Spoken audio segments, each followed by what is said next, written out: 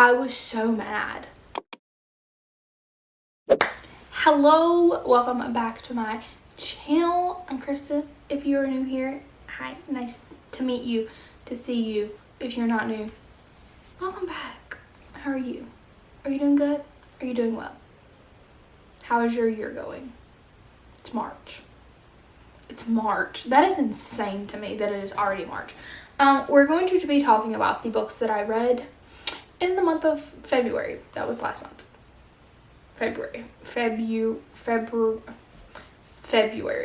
I don't know. So we're gonna talk about them. I have some opinions. So I'm gonna tell you about them. First off, let's go ahead and say I am wearing the same thing that I wore in my last video. If you've not watched it, it was, did I read my February TBR? That was last video. This is this video. I'm wearing the same thing. I just filmed it. My next video, I'm going to be wearing the same thing because I'm filming it after this. So March TBR, also will be wearing this. Okay, so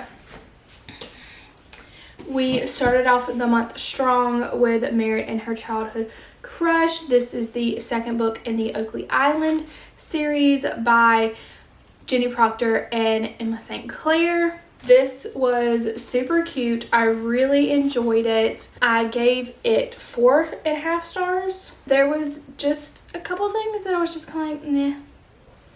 I know there is something that they changed in the book.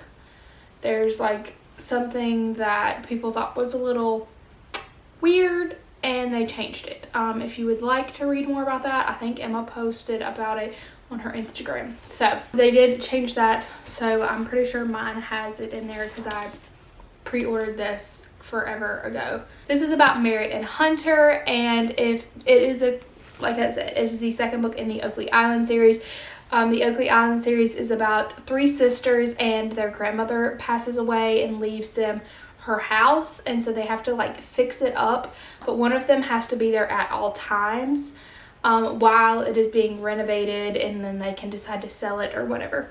So the first book is sister number 1 and when she was there, and now Merritt is having to go there for a little bit, and she runs into her childhood crush, Hunter. And so this is kind of like second chance romance a little bit. It's a very small town. It is super cute. Hunter is a single dad. Hunter is a carpenter and he is the one fixing up the house. So there's a little bit of forced proximity there also. I feel like their relationship was really realistic. Like the way that they rekindle is very realistic. I feel like if you had to move home and you ran into your childhood crush, I feel like it could very much. So they have like really realistic struggles and trying to figure out the dynamic between him having a kid now and some other things that he's dealing with his ex. So I feel like it was a very realistic plot of a book, which is kind of hard to come by sometimes, which is a good thing. Like, we want unrealistic things in books. We want to escape that as a reason. But this was a really cute rom-com. It is closed doors. There is no on-page spice, but was really good. Loved it. 4.5 stars for that one. I can't wait to talk about these next 2 books because I read The Lies We Steal and The Truths We Burn by Monty J. And let me freaking tell y'all, I can't stop talking about these books. I can't stop recommending these books to people that would be good. These books would be good for. This is an extremely dark romance. There is a lot of trigger warnings. I will list them here because they are heavy. Definitely trigger warnings, and trigger warnings are different for each one, but we're going to talk about The Lies We Steal first. This is Alistair and Briar, and this is book 1 and book 2 in the Hollow Boys series, and boy do I love it.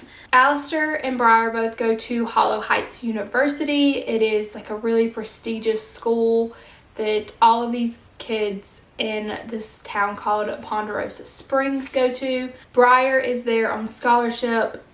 She lived in Texas and she's had kind of like a hard life. She's always been poor, And so she's moving to this school with all of these super rich kids. And then there are the Hollow Boys. There is Alistair. There is Rook, Thatcher, and Silas. So they are 4 best friends, and they are all like kind of the town outcast. Everyone thinks they're like a little crazy, kind of like the dark cloud over Ponderosa Springs are these 4 boys. And so she runs in, her and her friend Lyra, I need to ask MJ how to pronounce her name. Is it Lyra or Laura? Spelled a little weird. So MJ, if you're watching this, let me know. But so they see something that they shouldn't, so now the boys need them to be quiet. So there's a little bit of forced proximity. It is definitely like Grumpy Sunshine-ish, but Briar definitely has her darker side. So she definitely fits in with the boys the more they get to know her. The found family in this series, y'all. The found family. It is a dark found family, but it is a found family. These boys would do absolutely anything for each other. The boys are all staying in Ponderosa Springs and going to Hollow Heights University because there's something they kind of need to avenge. There's something major that happens, and it tells you about it at the very beginning of the book. It's so good. It's so dark. It is like Nobody But You, and I love it so freaking much. I literally cannot describe how much like this series drew me in, and I was like non-stop wanting to read it, especially the second book. Second book is my favorite so far. But 5 stars. Absolutely freaking love this. Like I said, dark romance. Dark. But the pages inside this book, this is a Briar page, and it has like flowers and stuff in it. And then the Alistair pages have these like skulls. Oh, they're so like these books are gorgeous. MJ actually sent me these and the 3rd book. I can't. Thank you so much, MJ. I love it so much. But yeah, definitely look up trigger warnings. Like I said, I will put them here. It's dark. It's dark. Look up freaking trigger warnings. If you ever listen to me, listen to me right now and look up trigger warnings, because it gets gruesome at times. This book does. So, and then I read The Truth We Burn. I don't even really want to tell you. This is Rook's book. I don't want to tell you who his love interest is, because the way that it is set up in this book, I have never seen, these are very much standalone books. Like, you could read them as standalones, but read them in order. Listen, the way that this book seamlessly takes you into this book is ridiculous. Like, ridiculous. It is so beautifully done. In the last chapter, something happens and you're in Briar's point of view, and then you switch to Rook's point of view, and it starts his story. And I have never seen a series so beautifully transfer from book 1 to book 2, and book 2 did the exact same thing. In the last chapter, we switched to Thatcher's point of view, which is going to be book 3, but it sets up little things throughout this book to start this book, and it's just like literally so beautifully done, and I can't deal. This is The Truth We Burn. This is Rook's book. Rook's book. I loved this. You see such a sweet, good side to Rook, and oh my god, let me tell you, all of these characters, all of them have very, very troubled childhoods and past. I will put up trigger warnings here for this book, or I will I feel like the trigger warnings could be a spoiler. I will put them in the description. I will put the trigger warnings for this and for the Lies We Steal in the description. That way, if you don't want to know and you're not someone who is triggered, then You don't have to look at the trigger warnings because, like I said, they could be a spoiler. But like I said, these are gruesome. So if you don't like detailed stuff like that, you're not gonna like these books. This one's very like kind of enemies to lovers. They definitely don't like each other to begin with. So again, they're still in Hollow Heights. The main storyline, that like why all of this is happening, continues from book 1 into book 2. So please read these in order. I know they're standalones. You could read this by itself and you would understand everything that is happening, but it makes so much more sense and is so much more beautiful if you just read book 1 and then read book 2. I just love them so much. It also got a 5 stars. I don't want to tell you too much because I think it's really cool the way that it's set up to find out who his love interest is going to be at the end of the first book. Wow, I cannot talk today. Cannot believe it. I love it so much. I'm going to show you a Rook page. I'm not going to show you the girls page because, like I said, but Rook is kind of like a pyromaniac. He is a pyromaniac. That's exactly what he is. I'm losing my note. I just love those.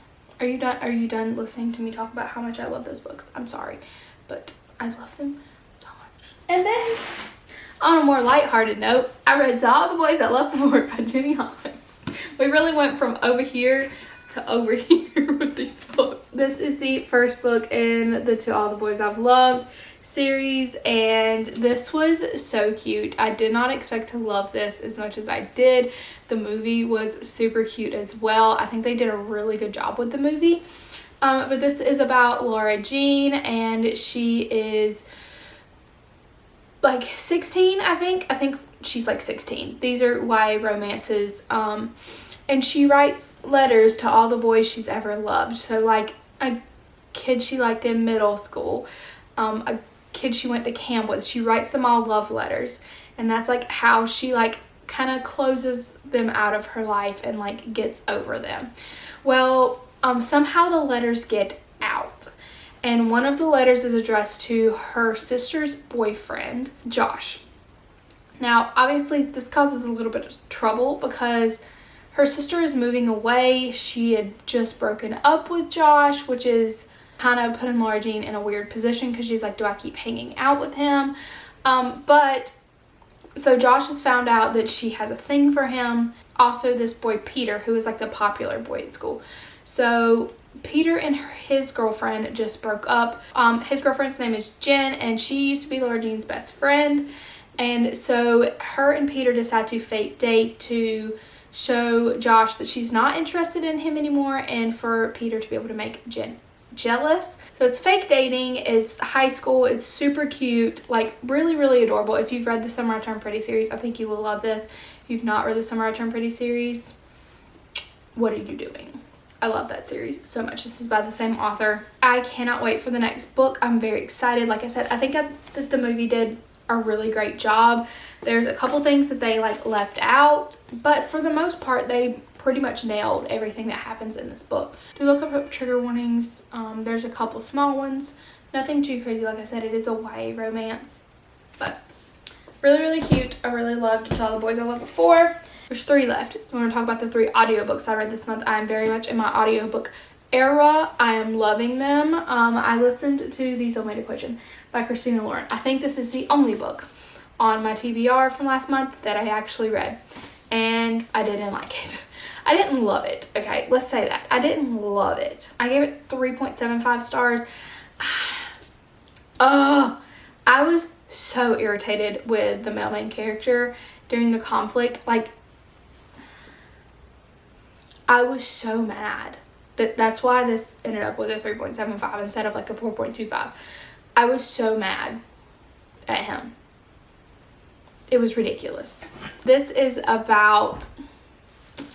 Who is this even about? So this is about Jessica. She is a single mom. She and Dr. River Pena. River Pena is the man who created the dating app, basically. The Soulmate Equation, like whatever the dating app is called. I honestly do not remember. Something DNA, maybe. It takes your DNA and it found like a bunch of markers where like you can connect you to your soulmate. It tells you like what percentage you have in common with a person, like in your DNA. Does this make any sense? Am I making any sense? I feel like I'm not making any sense because I'm not good at science. So it takes your so many genetic markers and it gives you a percentage of how compatible you are with a person. That was so much better. Why didn't I do that the first time? Her and River end up having like a 90-something match, the highest match they've ever seen. And they basically want them to start fake dating because they very much like don't vibe with each other off the bat. She sees him all the time in a coffee shop. She thinks he's kind of like a stuck-up businessman, and he's very like reserved and quiet because he doesn't have very good social skills, in my opinion. So that's what this was about. Like I said, I was so pissed off at the conflict during the conflict. Was so pissed off at the guy, and there was a lot of like mumbo jumbo talk about like the science stuff, and I didn't understand it at all. So I don't know. I don't like science. So maybe that's part of the reason. I don't really like.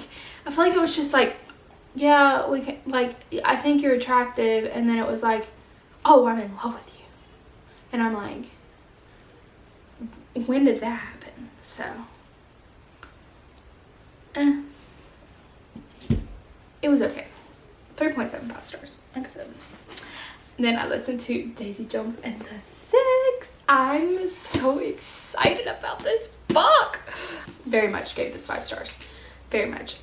This was so freaking good. Listen to the audiobook.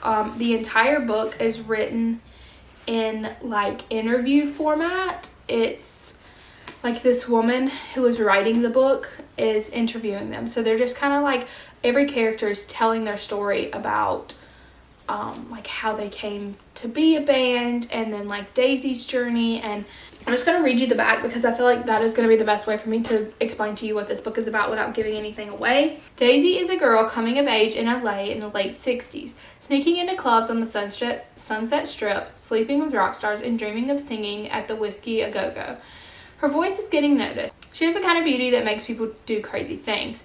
Also getting noticed is the Six, a band led by the brooding Billy Dunn.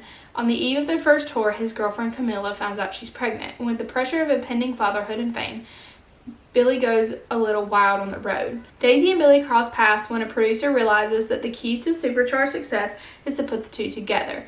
What happens next will become the stuff of legend. The making of that legend is chronicled in this riveting novel, written as if it were the oral story of one of the biggest bands of the 70s. In Daisy Jones and the Six, Taylor Jenkins Reid brilliantly captures an unforgettable place and time and an utter distinctive voice. So, it was really, really cool to listen to on audiobook. It felt like I was listening to a documentary, to just like listen to everyone's encounter, because it would be like, here's something that happened, and then someone else would be like, no, it happened like this. So to see like their differing perspectives and the journey that this band goes on was literally insane. It was so freaking good. I loved it so much. I don't have a bad thing to say about it. I can't wait for the show. The first 3 episodes are out now. So, I plan on doing a recap of the first 3 episodes, just kind of what I think about it, what happened, since it is like so fresh in my mind because I just listened to this. And then I will, I think, film a video of my thoughts of the first 3 episodes, how I think they're doing with describing. I think that the casting is very, very good from what I've seen. I think that it's going to be extremely well done. It's really cool that they just like took all these songs that these people create during this book and they made it real, which is insane to me that is a thing that happened.